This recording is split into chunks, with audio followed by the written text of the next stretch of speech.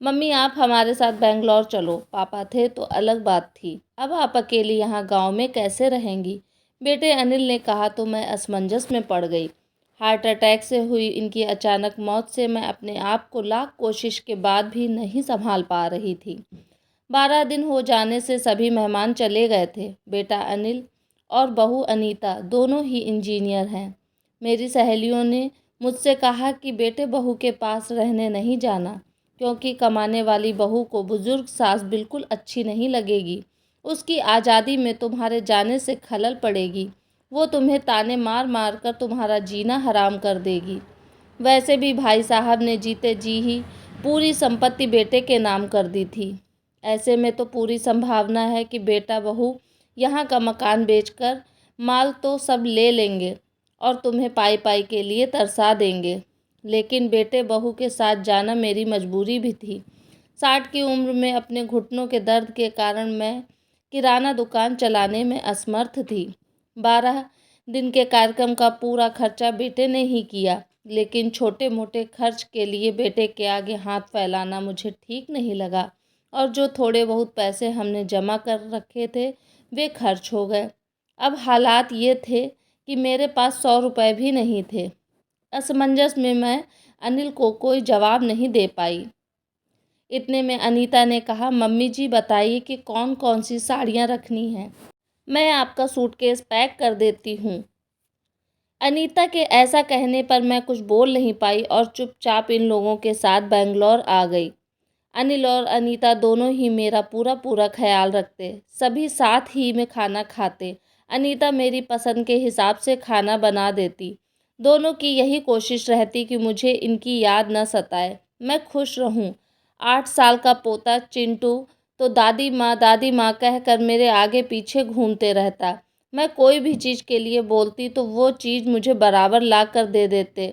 ये सब देखकर मेरे मन को बहुत शांति मिल रही थी। मैं सोचने लगी कि लोग बेवजह ही आजकल के बच्चों को बदनाम करते हैं कि वे लोग बुजुर्ग माँ बाप की कद्र नहीं करते, खासकर यदि बहू कमाने वाली हो। तो आज सब ने बाहर घूमने का कार्यक्रम बनाया।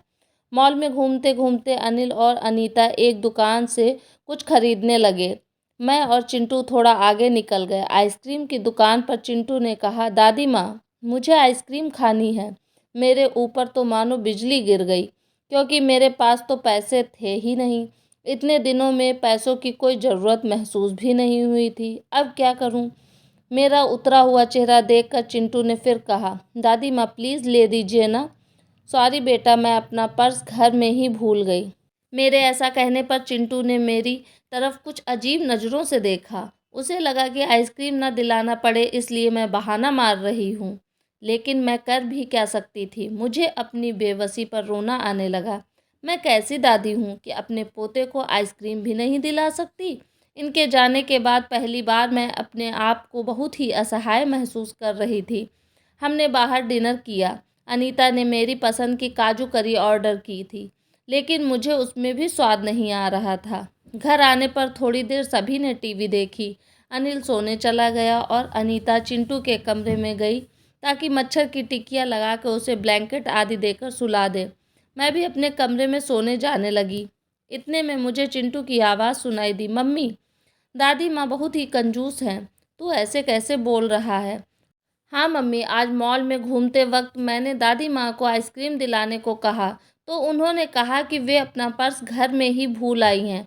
कितना अच्छा है ना मम्मी कि बाहर जाओ तो पर्स ही ना साथ में ले जाओ, तो कुछ खर्चा ही नहीं होगा। कंजूस दादी माँ, ये क्या है चिंटू? दादी माँ के लिए ऐसा बोलते वक्त तुम्हें जरा भी विचार नहीं आया? क्या तुम उनके दुख को समझ सकते हो कि वो फिलहाल कितने दुख में हैं? दादी माँ को क्या दुख है? बेटा अभी तक दादी माँ और दादाजी गांव में एक साथ रहते थे। अब अचानक दादाजी हम सबको छोड़कर चले गए। जिस व्यक्ति के साथ हम चौबीसों घंटे रहते हैं, साथ में उठते बैठते हैं, साथ में खाना खाते हैं, अपना दुख सुख शेयर करते हैं, वो ही व्यक्ति अचानक हमसे बहुत दूर चला जाता है तो कितना दुख होता है, ये अभी तुम नहीं समझ सकते। सोचो अचानक तुम्हारे मम्मी पापा तुमसे बहुत दूर चले जाएं, इतनी दूर कि कभी वापस ना आए, तो क्या तुम्हें दुख नहीं होगा? नहीं मम्मी, मैं आप लोगों के बिना नहीं रह सकता। बेटा फिर सोचो दादी माँ दादाजी के बिना कैसे रह रही होंगी। ऐसी स्थिति में यदि वो अपना पर्स घर में भूल गईं, तो तुमने उन्हें कंजूस तक कह दिया। तुम्हें तुम्हारे प्रति उनका प्यार नहीं दिखा। जब भी तुम्हें स्कूल से आने में 5-10 मिनट की भी देरी हो जाती है, तो वो लगातार बालकनी में खड़े होकर तुम्हारा रास्ता देखती रहती हैं। उस दिन उनके घुटनों में बहुत दर्द होने के बावजूद तुम्हारे कहने पर उन्होंने तुम्हारी मनपसंद मेथी मटर मलाई बनाई थी। इसलिए बेटा, किसी के लिए कोई भी राय बनाने से पहले उस व्यक्ति के दृष्टिकोण से भी सोचना चाहिए। सॉरी मम्मी, ये वार्तालाप सुनकर मुझे अपनी बहू पर बहुत गर्व हुआ। उसकी जगह यदि मैं होती तो शायद मैं भी अपने बेटों को इतने अच्छे से नहीं समझा पाती।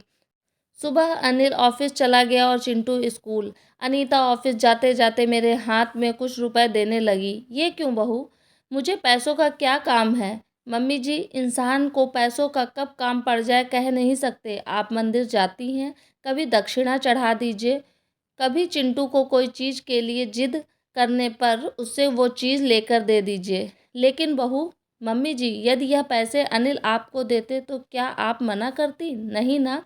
आपकी बहू भी कमाती है, तो फिर आप अपनी बहू से पैसे क्यों नहीं ले सकती? अनीता की बातें सुनकर खुशी के मारे मेरी आंखों में पानी आ गया। जो बात मेरा बेटा भी समझ नहीं सका, वो बात मेरी बहू ने समझ ली थी। मैं ईश्वर से प्रार्थना करने लगी कि मेरे जैसी बहू वो सबको दे।